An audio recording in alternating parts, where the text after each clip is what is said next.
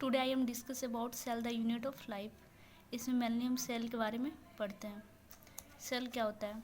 Cell is the fundamental unit. Fundamental कहने का अर्थ है basic unit. A structural and functional unit of all living organism is called cell. जितने भी living organism है उसका structural and functional unit cell होता है।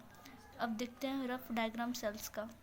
सेल के सबसे बाहरी लेयर को सेल वॉल कहते हैं। उसके जस्ट अंदर जो होता है उसे सेल मेम्ब्रेन, और उसके अंदर का न्यूक्लियस होता है। न्यूक्लियस में जो फ्लूइड भरा होता है उसे न्यूक्लियोप्लाज्म कहते हैं। न्यूक्लियस और सेल मेम्ब्रेन के बीच में जो फ्लूइड भरा होता है उसे साइटोप्लाज्म कहते हैं। न्यूक्लियोप्लाज्म एंड साइटोप्लाज्म के मिलने से प्रोटोप्लाज्म का निर्माण होता है। प्रोटोप्लाज्म और सेल मेम्ब्रेन दोनों मिलकर प्रोटोप्लास्ट का निर्माण करता है। Cell without cell wall is called protoplast. Protoplast में सेल वॉल नहीं पाया जाता है। सेल को दो तरह से हम बांट सकते हैं, एब्सेंट और सेल प्रेजेंट। जिस भी ऑर्गेनिज्म में एब्सेंट होगा सेल वो इनएनिमेट सेल या नॉन लिविंग थिंग कहलाएगा, और जिसमें सेल प्रेजेंट होगा वो एनिमेट या फिर लिविंग थिंग कहलाएगा। अब हम जानते हैं ऑर्गेनिज्म क्या होता है।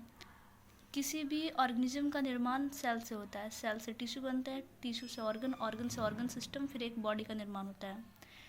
दो तरह का सेल होते हैं। पहला यूनिसेलर, दो तरह का ऑर्गेनिज्म होता है। पहला यूनिसेलर ऑर्गेनिज्म, दूसरा मल्टीसेलर ऑर्गेनिज्म। हम देखते हैं यूनिसेलर ऑर्गेनिज्म क्या होता है। Unicellular organism single cell present. Unicellular organism में एक ही सेल प्रेजेंट होता है। यूनिसेलर ऑर्गेनिज्म का example amoeba, bacteria and unicellular organism का example amoeba, bacteria and paramecium है।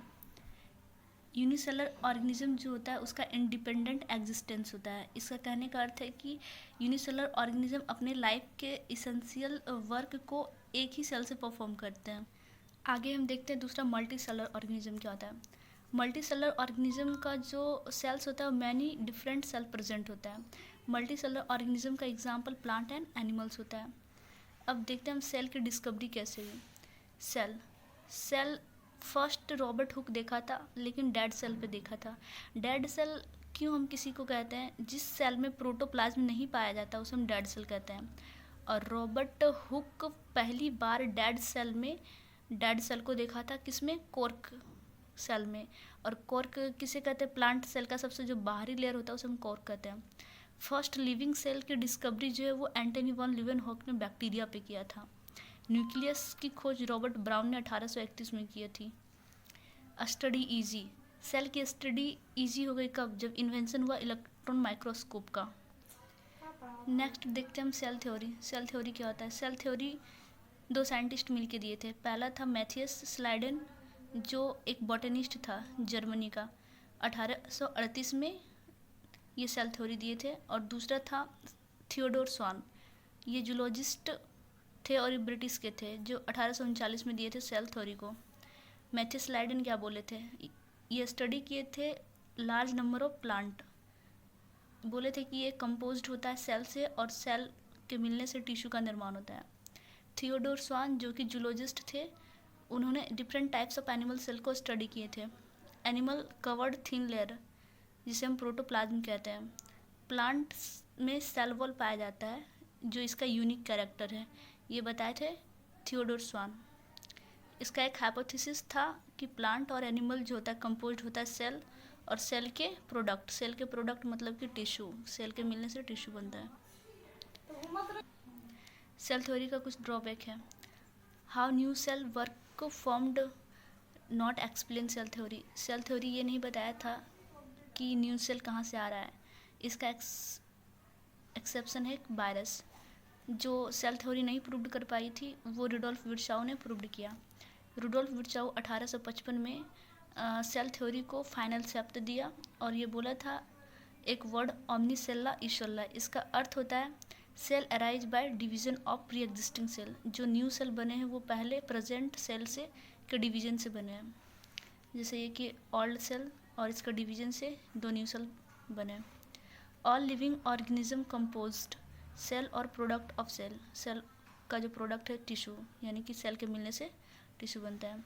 दो तरह का सेल पे स्टडी किए थे, पहला प्लांट सेल, दूसरा एनिमल सेल। प्लांट सेल में जो स्टडी किए थे वो ऑनियन पील लिए यानी कि प्याज के छिलके, और एनिमल सेल जो था वो ह्यूमन का चिक सेल था। इसका रफ डायग्राम, प्लांट का जो सबसे बाहरी सेल होता है वो सेल वॉल कहलाता है और उसके बाद सेल मेम्ब्रेन, और जबकि एनिमल सेल्स में सेल वॉल नहीं पाया जाता है। इसका सबसे बाहरी लेयर जो होता है सेल मेम्ब्रेन होता है। इस दोनों का जो बाहरी लेयर होता है जिसे आउटर लेयर कहते हैं वो डिलिमिटिंग लेयर कहलाता है। अब हम देखते हैं यूकैरियोटिक न्यूक्लियस को। यूकैरियोटिक जो न्यूक्लियस होता है उसके दो लेयर होते हैं, पहला आउटर लेयर, दूसरा इनर लेयर।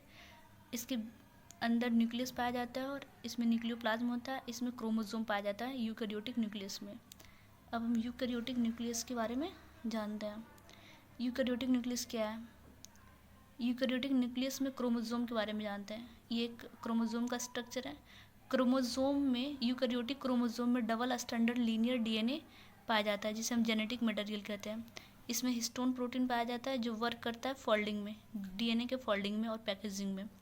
इनमें नॉन हिस्टोन प्रोटीन भी पाया जाता है जो एसिडिक मीडियम का होता है, ये भी हेल्प करता है फोल्डिंग ऑफ डीएनए। इसमें स्मॉल अमाउंट में आरएनए पाया जाता है। इसमें 4 कैरेक्टर डीएनए डबल स्टैंडर्ड का होता है, लीनियर होता है, हिस्टोन प्रोटीन होता है, नॉन हिस्टोन प्रोटीन होता है और आरएनए।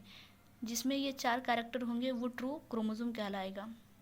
न्यूक्लियस का डायमेंशन जो होता है 10⁻⁻6 मीटर होता है और डीएनए का लेंथ 2.2 मीटर का होता है। अब हम देखते हैं प्रोकैरियोटिक न्यूक्लियस। प्रोकैरियोटिक न्यूक्लियस जो होता है वो single DNA double standard circular naked DNA होता है जो साइटोप्लाज्म में होता है। इसमें सम अमाउंट में आरएनए पाया जाता है। Nuclear membrane and nucleus absent होता है। इसमें वेल डिफाइंड न्यूक्लियस एब्सेंट होता है। इसमें फॉल्स न्यूक्लियस प्रेजेंट होता है। नॉन हिस्टोन प्रोटीन पाया जाता है जो कि बेसिक मीडियम में होता है। इसमें फॉल्स क्रोमोसोम पाया जाता है क्योंकि इसमें हिस्टोन प्रोटीन नहीं होता, इसलिए प्रोकैरियोटिक न्यूक्लियस जो होता है वो फॉल्स, उसमें फॉल्स जेनेटिक मटेरियल या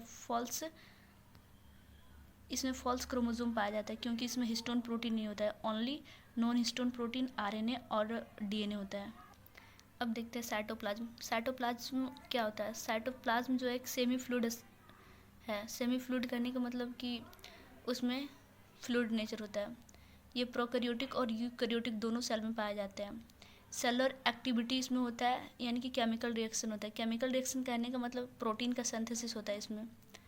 इन plant and animals in keeps cell in living state, जिसमें केमिकल रिएक्शन हो रहा है वो सेल्स लिविंग है।